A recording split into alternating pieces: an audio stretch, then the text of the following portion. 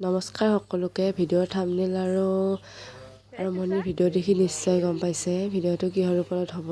এয়া আমাৰ কষ্ট লাহে লাহে ডাঙৰ হৈ আহি আছে কাৰণে বস্তুবিলাকো এপদ দুপদকৈ দিব লগা হৈছে।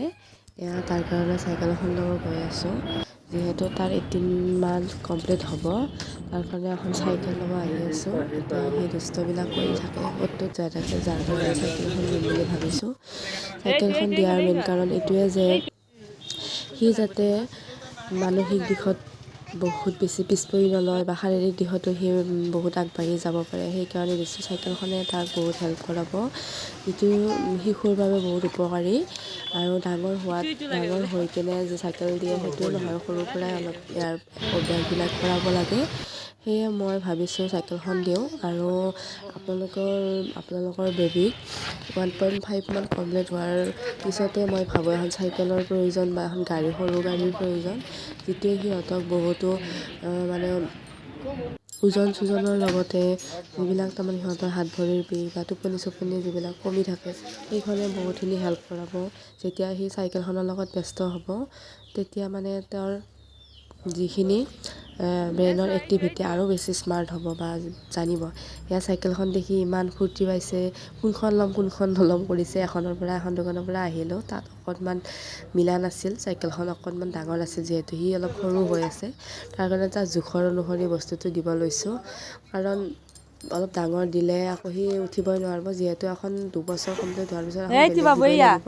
এতিয়া জাষ্ট চলাৰ কাৰণে এখন দিছোঁ। এয়া ইমান ফূৰ্তি পাইছে, ফূৰ্তি পাইছে। ফূৰ্তি দেখি বহুত ভাল লাগিছে। আৰু ল'ৰা ছোৱালীবিলাকে ফূৰ্তি পোৱাটোৱেতো আমি বিচাৰোঁ ন।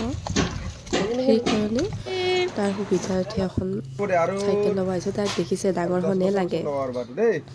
এতিয়া গাড়ীত উঠিলোঁ জাখৰ যাবলৈ। তাৰ আগত অলপ কিবা খাই লওঁ বুলি সোমালোঁ ৰেষ্টুৰেণ্টত।